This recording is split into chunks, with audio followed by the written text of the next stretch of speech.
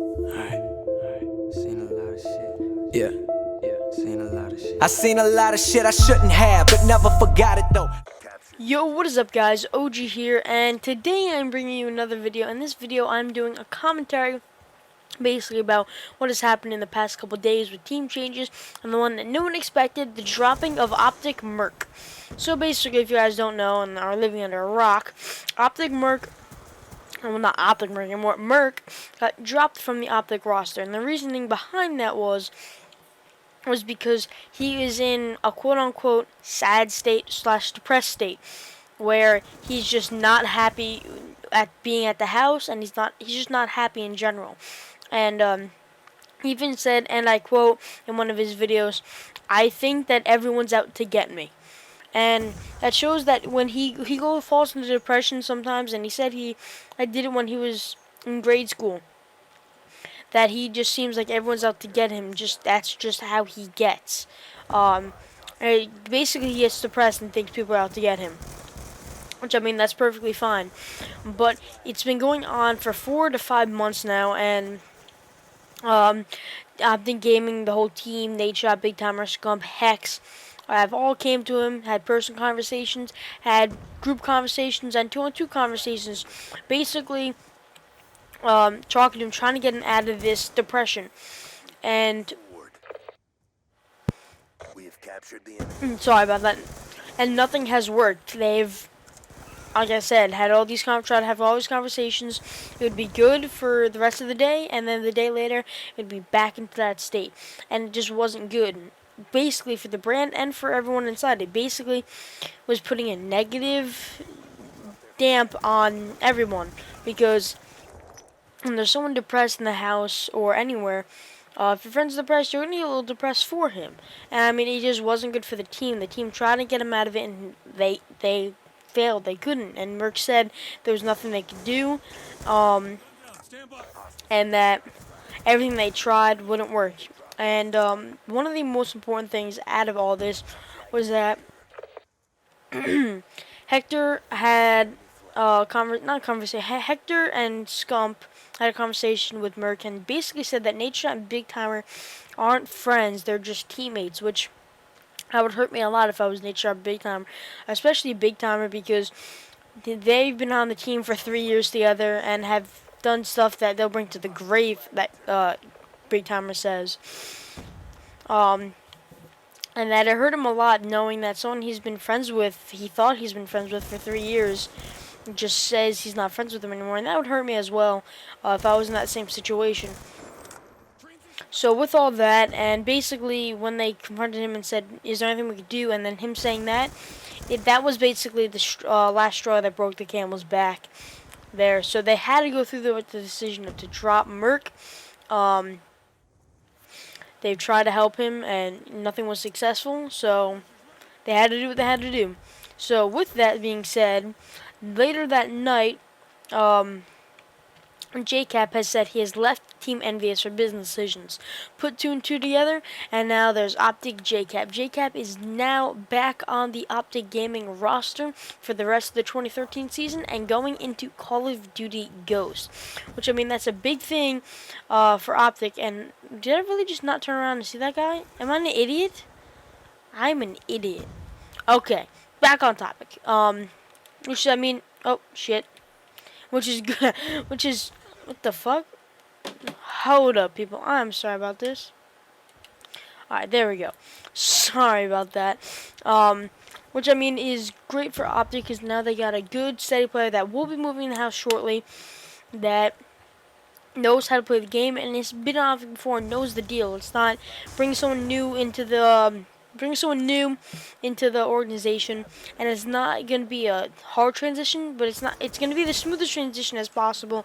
And JKap brings that extra slang power that MerK didn't, and he brings the extra oomph on CTF, which they have slacked. Yes, they've been winning the hard points in all the tournaments, which is awesome. But personally, JKap brings the extra stuff in the extra oomph in CTF, and is a little bit less an S&D game than MerK, but I mean, it counterbalances with how much better he is at CTF to how much to basically, MerK is better at S&D, JKap's better at CTF, and they're both equal basically at hardpoint. And actually, sorry, not equal at hardpoint.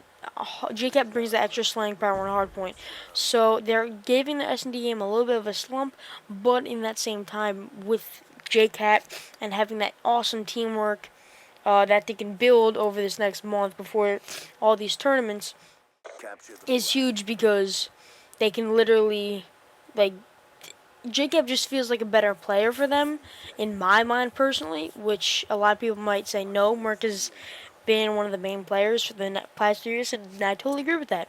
But I feel that with JKap on the team, they would just mesh better, and they would just play a little bit better just because of the extra slang power that JKap brings. But I think the S&D game will slump just a little bit, just because S&D has a lot of chemistry, and now that's chemistry that they have to rebuild. I get that Big Timer has chemistry with him, and Scum doesn't have any, and Nadeshot doesn't really have any either, which is the only downside to the situation, which is going to be, like I said, lacking their S&D game. So that's that. So now in this last little stretch of the video, I'm basically going to talk about where I think MerK will go. Obviously, the big one is MerK possibly going to Envious, which I don't doubt. That is a big question mark. He could replace basically JKap and Envious, which would be kind of like a trade-ish. But the only thing about that is that Envious has announced that they will be looking for a submachine gun player, which that obviously excludes MerK, because MerK did play sub during UMG Chicago in December, and that was his worst event by far ever as a pro player, which he probably doesn't want to go back to sub, and wants to stick with the AR, especially through the rest of this game, and maybe dip into it a little bit towards, obviously, Call of Duty Ghost. But as of right now, they are looking for a sub, and they have an invite to Gfinity, which obviously MerK wants to go to and all that. So, with that said, there's only one other team basically available, which is Curse. Curse is placed fourth at MLG Anaheim, and placed one under Optic, and that was with their anchor Liar. And my personal opinion is if MerK goes with Curse, now they are a top 2, top 3 team. They're basically Optic. They are basically Optic when you replace MerK with Liar. That's my opinion, and I'm pretty sure if that would happen and you see them place 3rd or 2nd place, I have no doubt in my mind. enemy flag. I think right now it's literally Complexity, Optic, and Curse if MerK was to go in there. That's my top 3, and I will stick with that. Envious is slacking, and I don't know who their 4th is. I can't make any decisions on them until they pick up their 4th. But again, like I said, MerK can possibly go to there, but they're looking for a sub.